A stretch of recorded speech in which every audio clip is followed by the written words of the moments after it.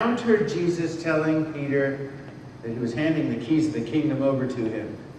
And in the statement, he was effectively delegating his authority of his mission and ministry to Peter, the rock upon whom he would build his church.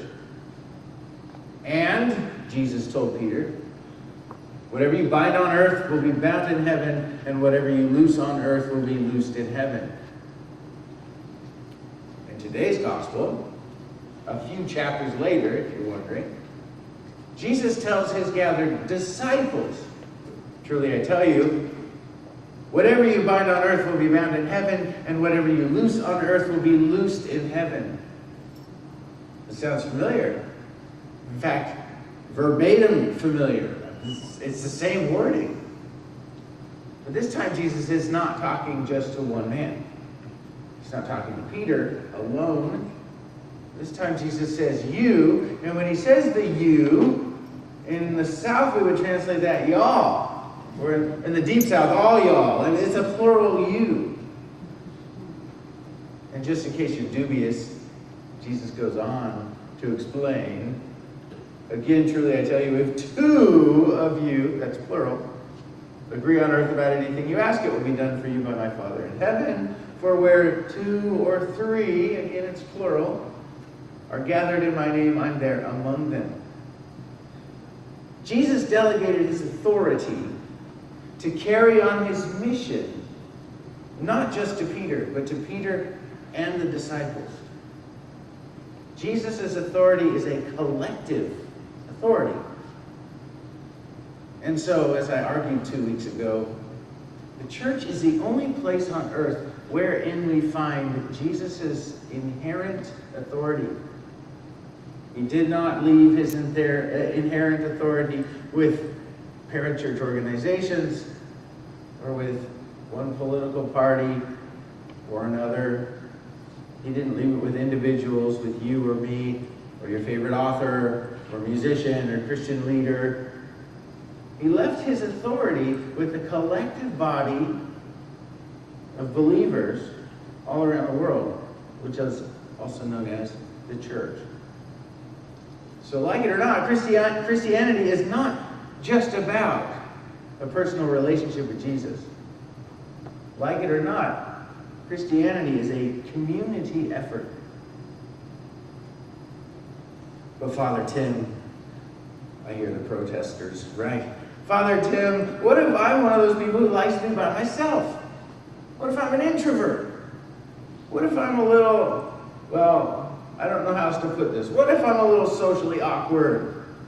What if I don't like to make small talk? What if I don't really need other people? What if I've learned how to be an island? A self-sufficient and independent person who always stays out of everyone else's way just as long as they stay out of my way. To which I say, okay, yeah, so you're independent. You probably woke up this morning, or you probably wake up most days, to an alarm clock, maybe on your phone that was actually made by someone else. You then use electricity to charge your phone, electricity provided to you by someone else. Then you might get in your car, actually made by someone else, and drive on smooth paved roads made by someone else. You might put fuel in your car, highly refined, clean fuel. How'd you get that? Someone else provided it for you. You go to the grocery store, you buy fruit and vegetables and eggs and cheese and meat, and these things are all harvested and aged and butchered and provided by other people. So you're an independent person, you're an island, and what's your point? We all know the story. In the beginning, God created Adam. Adam was given stewardship over all creation, all of it. He named the animals, he worked the land, and he dwelled with God. But we know from what the Bible says that was not enough. It was not good for the man to be alone. That's what the Bible says.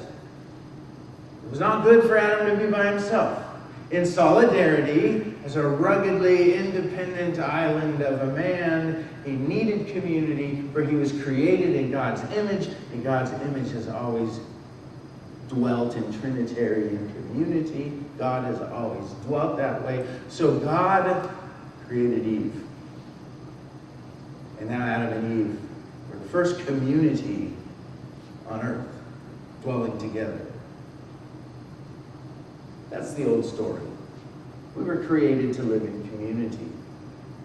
But then here is where I think the hang-up is for most people. In churches or other organizations where we voluntarily come together, commit ourselves to each other.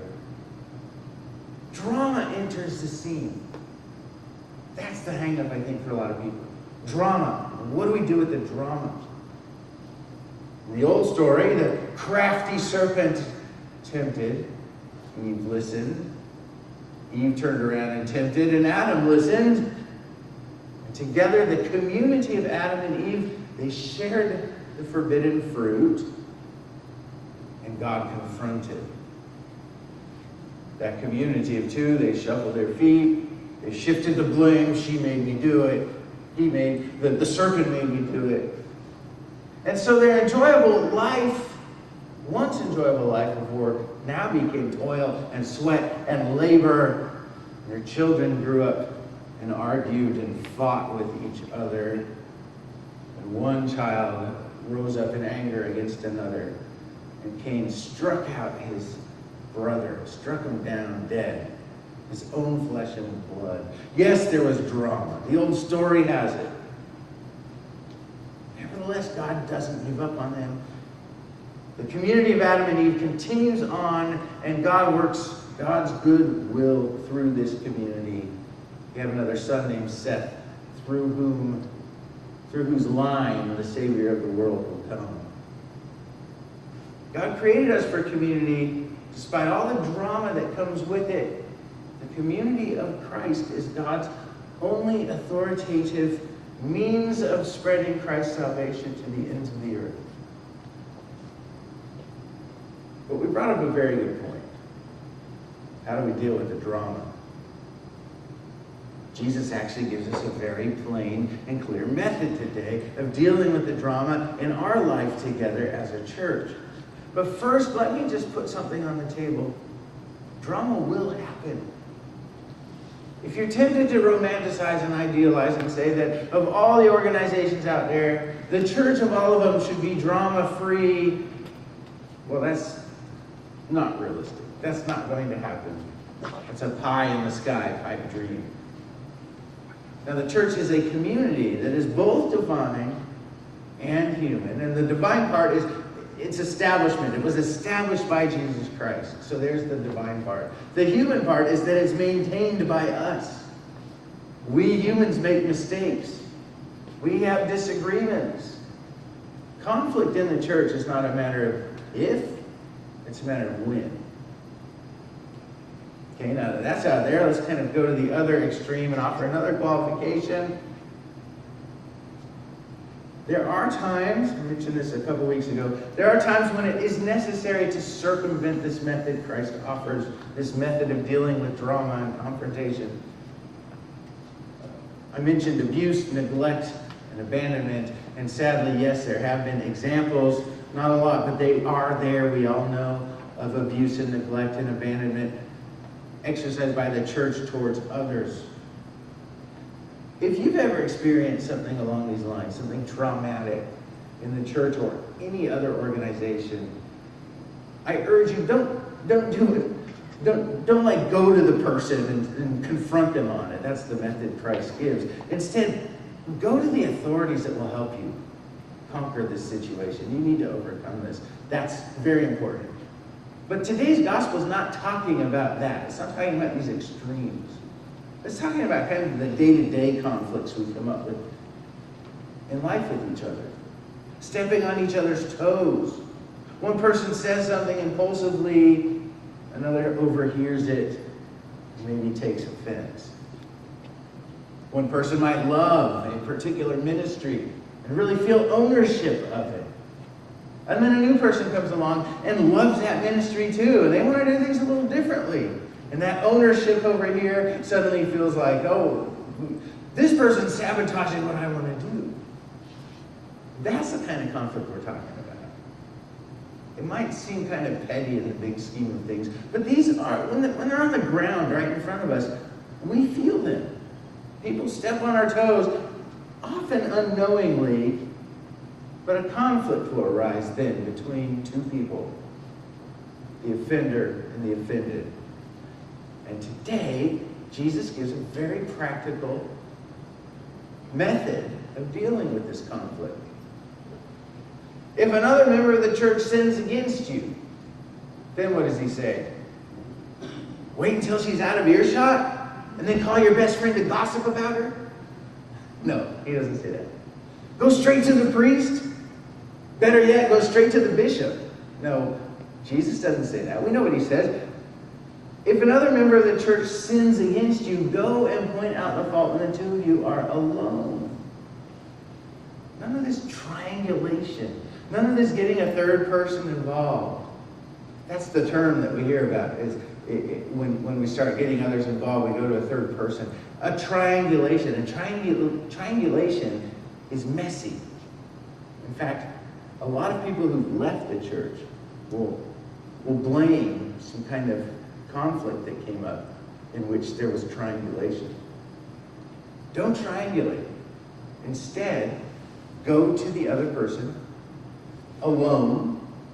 You, the offended, go to the offender and point out how and why you are offended. And if it works out, if the two of you are reconciled to each other, well, that's as it should be. You've communicated with each other. The mission and ministry of Christ now can continue. You can go forward with the added benefit that you've overcome something together. You can work together and go on. And it remains your little secret forever to the end of time. No one else needs to know about it. Oh, here's the protester again. Oh, but Father Tim, what if it's such a small matter that I don't even feel comfortable pointing it out to my brother or sister? Well, actually, that's part of the deal. If you feel it's too small a matter to bring to the offender situation, then maybe it's time to examine your own heart. Maybe you're the one actually in the wrong. Maybe it's time for you to overlook it. If it's too small of a matter, then really, why is it a big enough thing to bother you in the first place? And certainly if it's too small of a matter, don't be going to somebody else to talk about it. Only when the two of you, the offended and the offender, are not able to reconcile, that's when Jesus says to bring others into it. But even here, when you bring others into it, it should remain an exercise in humility. Right after this passage, Peter goes on to say, Lord Jesus, how many times am I to forgive the one who offended me? 7? Jesus says 7 times 7 or 70 times 7. Or the idea is forever. Again and again and again. It's reconciliation, it's humility that's the goal. Even when we bring others involved, that's what the goal is. So, that's what Jesus is getting at here. We're to dwell in community with each other, in humility, seeking to live in harmony with one another, being gracious to one another, giving the other person the benefit of the doubt. It's what people call the golden rule in the church. I want to close with a story. This is a true story that happened in my past. I've kind of been all over the map spiritually on a journey before I became an Episcopalian and then an Episcopal priest. I was raised in a non-Christian home and then was in an interdenominational or non-denominational setting for a while, and then a Baptist, Presbyterian. We kind of came that way to the Episcopal Church. So one of the churches, I actually was on the staff of for a while as a youth director. The pastor said, the church has been given the authority to bind and loose. He was going to this passage. Obviously, he said, this is referring to membership, and the flip side of that, excommunication. That was his understanding of this passage. Not a very humble understanding of it. Membership, excommunication. And so when a young woman who had been dating a young man for a while, and this young man was not a part of the church, well, several members of the church took it upon themselves to go and confront her and show her her fault. You should be dating only another Christian was kind of the fault they were pointing out. Well, as these things go sometimes, a few months later, she was pregnant. The guy was kind of overwhelmed by the whole thing. He skipped town. Well, some of the church members had already gone to her individually, so now it was time to go in 2 or 3. They got the elders involved. The elders thought she's not being repentant. This is a public sin. This is what we need to do. They presented her with a choice. They said she could either stand before the whole congregation because it was a public sin and apologize to them publicly on a Sunday morning, or she'd be excommunicated. That was her choice. She would be treated as a Gentile and tax collector. Well, she chose the public apology. If I were in her shoes, I probably wouldn't have. But she did. She chose the public apology. She made it on a Sunday morning with a tear-stained face. I still remember it. And I recall it with sorrow. But I think this interpretation misses the whole point of this passage. She didn't need the threat of excommunication hanging over her head. She needed a community who would love her through the hard times ahead. That's what she needed. Jesus actually, in fact, if we want to talk about the tax collectors and sinners, the Gentiles, Jesus actually sought them out. So if you're going to treat someone as a Gentile and tax collector, it seems like you should be reaching out to them. Seems like she might have been the one sheep that had gone astray when the 99 were fine. And what does the good shepherd do? Goes after the one. Reconciliation is at the core of this, not discipline. So that's where I want to end. Jesus has called us not to a ministry of discipline, of who's in and who's out, the sheep and the goats, the wheat and the tares, and all that stuff. He's called us to be the heavenly community here on earth. And that means seek not to be divided from each other, but reconciled to each other. So when Jesus says, when 2 or 3 are gathered, whatever we bind or loose on earth will be bound and loose in heaven, I'm thinking, well, there's at least 2 or 3 of us here today. So how about we bind ourselves to the ministry of reconciliation, and we loose ourselves from all that discipline that doesn't lead to glorifying God. And we'll go forward from here. Amen.